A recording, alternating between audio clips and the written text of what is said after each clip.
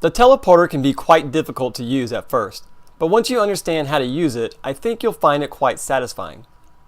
In order for the teleporter to work properly, your project needs to include a tag called player. It doesn't mean you have to have a game object with the tag player, but the tag does need to exist in the list of tags available. If I click on the tag drop-down list at the top of my inspector, you'll see that my project does include the player tag. Let's go over the user prefs. Is on determines whether or not the teleporter is usable at the start of the game.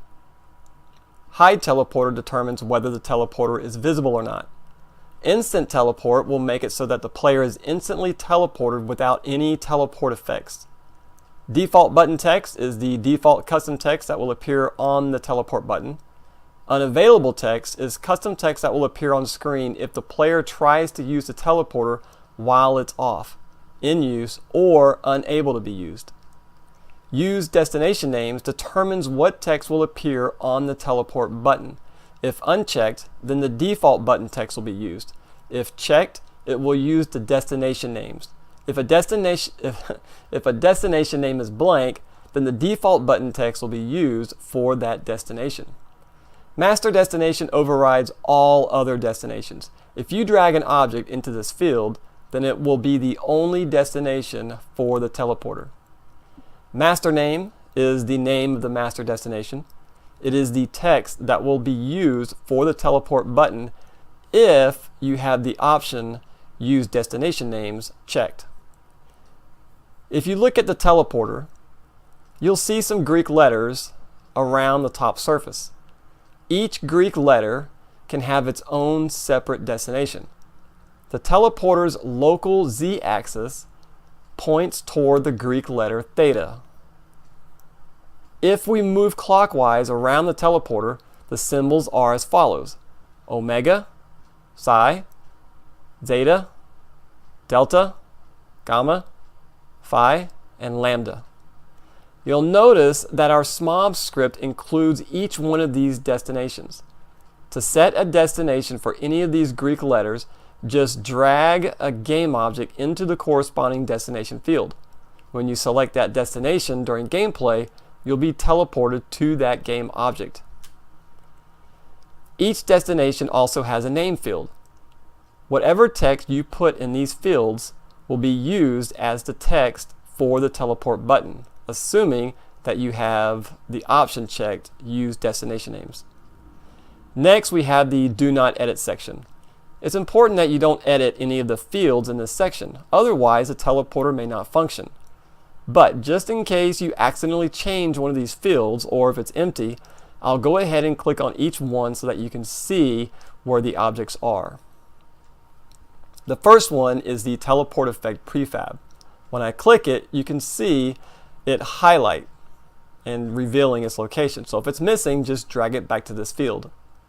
Next is the Teleport Renderer. This one is a child object, and you can see it highlight in the hierarchy. The last one is the Indicator Particle, which is located in the project folders. So again, if any of these fields are missing, then just drag them back in. All right, we have three events. Teleporter turned on happens anytime the teleporter is turned on. Teleporter turned off happens anytime the teleporter is turned off. And teleported happens anytime someone is teleported. Let me demonstrate how to use the teleporter. I've created 4 locations in my scene. I have a desert planet, a snow planet, an asteroid, and a space station. I also have a teleporter in my scene, which will represent our home base. I want to be able to teleport to each one of these locations. So the first thing I need to do is to create some objects that I can teleport to. So just imagine these 4 locations, our desert planet, snow planet, asteroid, the space station. Let's imagine those things are just so big, and we don't want to teleport to those objects because we'd probably get teleported right into the center of the planet. So I want to use something else as our teleport to object. So I'm going to navigate to the utilities folder, and I'm going to drop 2 GPS points into my scene. These 2 points will be the teleport destinations for the desert planet and the asteroid. I'll go ahead and name one of them as GPS point desert planet. Then I'll position it so that it's close to our tiny little desert planet. When we teleport to this GPS point, our character will be facing in whichever direction the GPS point's z-axis is facing, its local g-axis. Since it doesn't really matter for this tutorial, I'll just leave the rotation as it is. Now, I'll name the other GPS point as GPS point asteroid.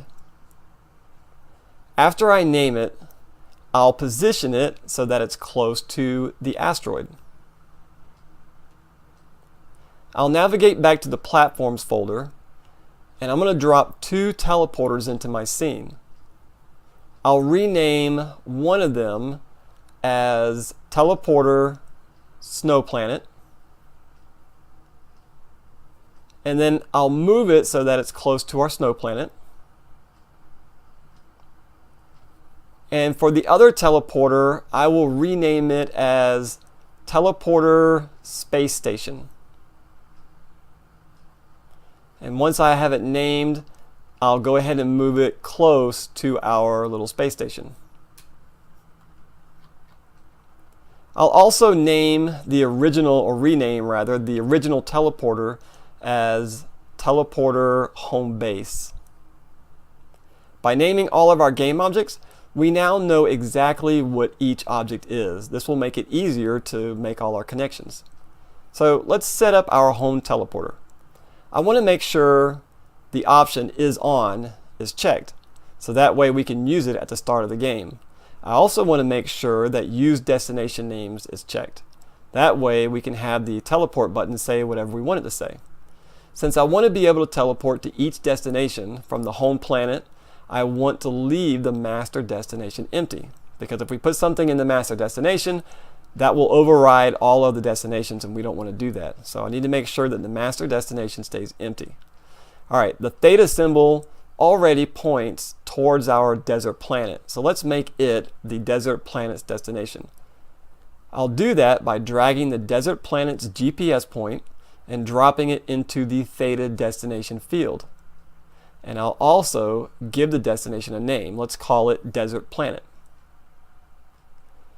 So now when we step onto the teleporter, this text, desert planet, will appear on the teleport button.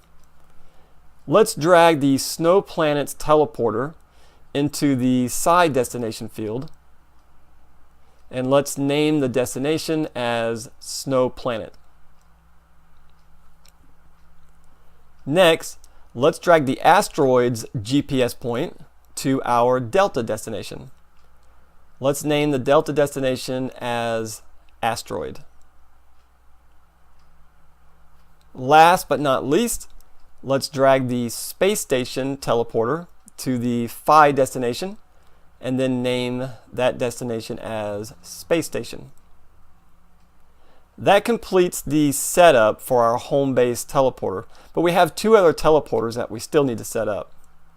For the snow planet teleporter and the space station teleporter, let's just make it so that their only option is to teleport back to the home planet or home base.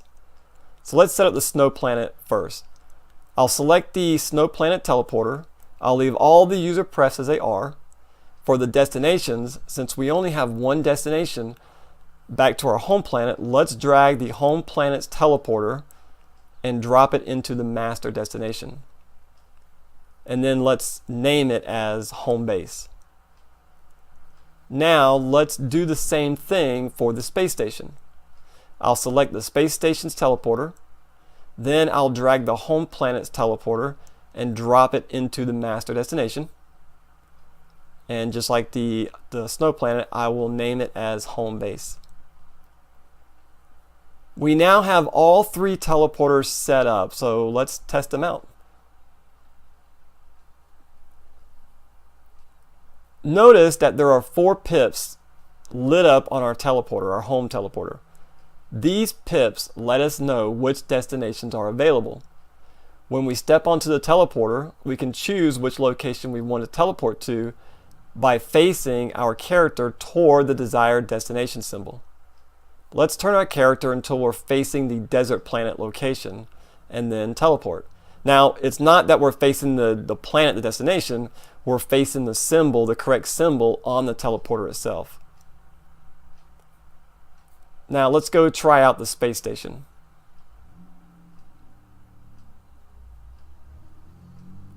Notice that it doesn't matter which way we're facing while we're standing on the space station's teleporter. That's because there's only one destination. So let's go back and check out the other two locations.